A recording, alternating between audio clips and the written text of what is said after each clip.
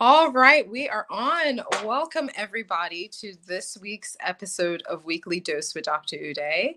Thank you so much for taking the time to join us. It's going to be all about skincare and younger looking skin today. I have an expert here today. Dr. Sharolta Zabo is going to be talking to us all about skin. So, before we get into all that goodness, I'm going to start with introductions.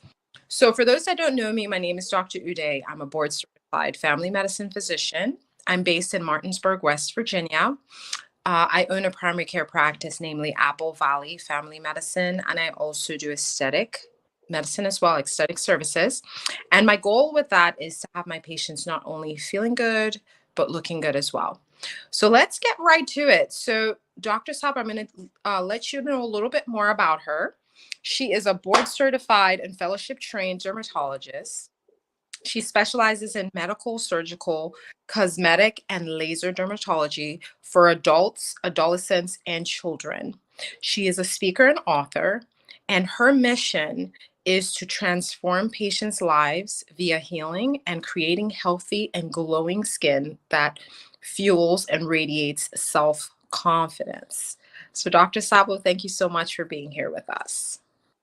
Thank you so much for having me, Dr. Uday. I am excited to speak with your audience to your audience today. Yes, we are ready. So let's see. So, first question. So, from your experience, what are the obstacles to younger looking skin? I think the biggest problem is our the lifestyle that we have developed, the modern lifestyle, so to say, and the environmental change. And of course, when we say environmental change, we almost instantly putting the responsibility to someone else. So I Mm, want to say that we can do a lot on our own to kind of counteract that. So our lifestyle and environmental change actually causes a lot of oxidative stress to our body, which actually make the aging process much faster. Of course, we all have a natural aging process that genetically determined. So we can actually fight that. Nowadays, there are tools to fight that. But I think on top of that, we actually accelerate it with our lifestyle, with our what we eat, with our sleeping patterns, without exercise, with not wearing sunscreen. So all these things I feel like accelerate aging, and that actually shows on the skin. Our our skin is actually a mirror of our health, and we've known that for the longest time. I live in Colorado, and actually, it's very interesting that when someone comes to see me first time around, I can actually tell mm, roughly where they kind of grew up and mm. where they currently live. People who have grown up in 10,000 feet, in the mountains, I tell you that their skin has aged so much more than the people who actually grew up at sea level. So it's very interesting how really the skin will talk to me even before the person start to talk to me. And so that's one thing, the UV, the environmental damage, but also I think a lot of it is, healthy eating, again, sleeping, that 7 to 9 hours of nightly sleep, the exercise, all of these things will actually influence the skin. So, in Ab- fact, when I talk with patients about, anti-aging or rejuvenation, I always tell them that I can only do so much. I can use my fancy lasers. I can recommend fancy products, ab- but it is a teamwork, and if we don't do our part, it will be very difficult. They will be spending a lot of money and may not even get the results they want. Absolutely. So, you were kind of touching on it. And so, I was going to ask formally, what are the tips that you would give for anybody that is looking to have younger looking skin? So, just like earlier I mentioned, I will kind of consult them briefly about lifestyle changes, and these things will not come overnight. But I do think that we need to work as a team together. I tell them that I can do things. I will always recommend something to do as a really good healthcare, skincare, because number one, we need to prevent UV damage. We live in actually 5,000 feet in Denver, but people sometimes live even higher altitude. So UV protection is incredibly important. Then on top of that, I want them to be on a very good skincare regimen. They're on topical antioxidants they can take. Also, of course, they can take by mouth, vitamins as well that are very important to counteract the environmental damage. And then, so once we kind of established a good skincare, then we would talk about what else can be done. So, of course, we still do chemical peels in my practice. Those are kind of like the basic part of basic type of rejuvenation. My problem with chemical peels is that a little bit less control over it. And being a physician, I'm pretty much a control freak. So lasers can be a little bit more controlled. So I can actually control how much energy I deliver, how deep I go, and therefore I have more control over it. And I can customize it based on the person's skin type, and also their skin sensitivity. So we can actually adjust that accordingly. So lasers, we can do resurfacing lasers. We can do just attacking the brown and red spots. In fact, I really like to combine those together, especially at the very initial stages. And then, nowadays, we also want to focus on relaxing some of the musculature on the face, which will actually help with fine lines. And the newest thing, a newest kid around the block, my favorite is repositioning the skin, because there are multiple things happening with the skin when we are aging, so to say. We are developing lines from overactive muscles. We are losing volume, facial volume, because our bodies stop making new collagen. And a lot of times when we lose weight, actually we will lose those facial fat pads, and that will make us look older, right? And then the surface changes, brown and red discolorations, that all the spots that are coming from, typically that's from UV damage. So when we are trying to do an overall encompassing rejuvenation, we kind of have to address all of them. We can't just kind of go after one or the other, because you want to kind of create a well-balanced face. Absolutely. So, just I know people are probably curious about this, but when you say a good skincare, can you briefly touch on what you consider a good skincare? Yeah, so let's break it down. So in the morning, I like everyone to use, if they use a cleanser, a gentle cleanser. In Colorado, the climate is so dry that I typically only recommend using a gentle cleanser once a day. And that would be, I'd rather have them use it in the evening. Now, when the climate is more humid, you definitely can use it twice a day, but here it just dries our skin so much that once a day is perfectly enough. So, but I still have patients rinse their skin with cold water. And then after that, I definitely have them put an antioxidant. It could be a vitamin C product. It could be a combination product. There are some vitamin E and vitamin C products. I happen to like a brand called Skin Medica and Epion's. Those are the two most common, and Skin Better Science. That is probably the third most common that we use. These they have different antioxidant combinations. I like to put that on first, because that will fight the daily environmental factors. And then on top of that, once it kind of set on the skin after a few minutes, couple of minutes, then I have patients put a sunscreen on. I like physical sunblocks personally. Sunblocks are the sunblocks that actually deflect the light. They Mhm. are not chemicals, so they will not absorb. I think chemical sunscreens right now under a lot of investigation, the jury is still out if it's kind of if it is not healthy for us. But in the meantime, I typically recommend a physical sunblock. So what that means, I tell patients to look for under the ingredients, active ingredients, titanium or zinc oxide. And nowadays, actually, so many products actually so well done that it's not going to look like a white paste on the face. That used to be a concern in the Okay. past, but I don't think it's any longer a concern. So I have them put that on, and actually nowadays there are some sunscreens that are tinted. So if someone likes to use a foundation, actually those perfectly function as a foundation. So you don't necessarily have to put another layer of foundation, and then you can put your makeup over it if you wish to do so. Now, one little trick I tell my patients. Look for a brushable sunscreen for during the day. So let's say you do have a lunch date with your best friend and you're going to be sitting outside in a nice restaurant.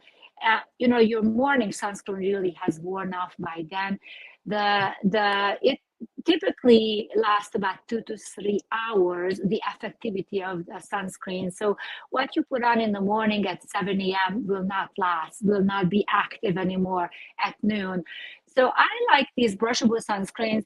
The one I particularly like is Color Science, but there are other brands out there too. The reason I like it because it comes in a translucent powder that you just brush all over your face.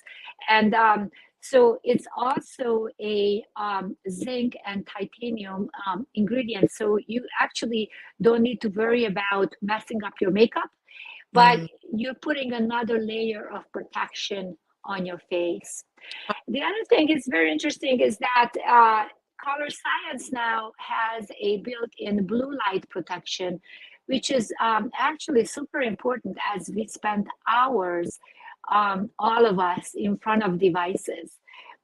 My phone told me that I spent last week on average 4 hours in front of either my iPad or my iPhone, and so that is a lot of hours. So we want to protect because actually that blue light we now know it also causes oxidative stress and causes breakdown in collagen and can cause actually people who are prone to, for example, melasma, the brown pigmentation on the skin, they Mm. actually can get their brown pigment darker just from our devices. It's Wow. yeah, it's Wow. actually shocking, but we have to protect ourselves. So reapplying, I like the brushable sunscreen because it actually now protects it from blue light as well. Absolutely. And yes, and then the evening, just briefly, but the evening regimen is probably the most important because now, of course, we encountered quite a bit of the environmental damage. We want to definitely make sure that we wash off our makeup. Mhm. Um, I like a gentle cleanser, CeraVe and Cetaphil. Those are two over-the-counter brands that oftentimes I recommend, but I also like a very gentle glycolic acid cleanser, which actually takes off a little bit more, and it helps to for with rejuvenation as well. And then after that, I definitely recommend antioxidants as well as growth factors to apply to the skin. One of my couple of my favorites is Skin Better Science Alto Advanced, full of antioxidants. There's no other product on the market, or Skin Medica TNS Advanced Serum. These are really good, full of antioxidants as well as growth factors.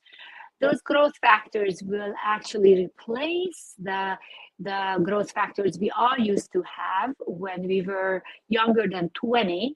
And then our body kind of changes and some genes get turned on off, and then now we don't have those growth factors. So we want to replenish that, so help that overnight the skin rejuvenates itself.